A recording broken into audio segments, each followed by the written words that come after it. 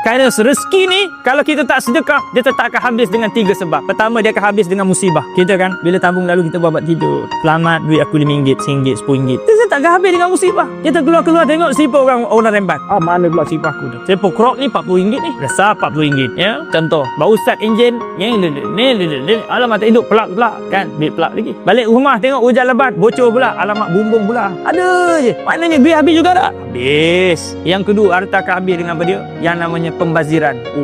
Pembaziran ni kalau tengok di media sosial sekarang ni, tuan-tuan, zaman expose. Dulu kita tak tahu sangat orang membazir. Yang terbaru ni saya tengok ada makcik tu dia punya tudung RM250,000. Harga sebiji rumah. Saya tak tahulah dia punya mahal tu sebab apa. Itu punya tudung tu tak tahu kalian peluru ke kalian api neraka. Kalau kalian api neraka saya pun nak beli tu tak. Mahal tak membazir. Tuan-tuan, kadang setiap orang dia punya pembazirannya tak sama. Kadang-kadang tuan-tuan geling kepala, apalah beli tudung RM250,000. Habis yang beli tanah RM400,000 tu buat apa? Rumah dah ada, tempat tinggal dah ada. Pembazir juga.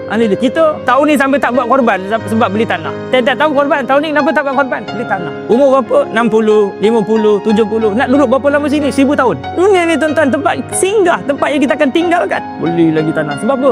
Ni start harga market RM500,000. Tapi dapat harga RM70,000 saya beli.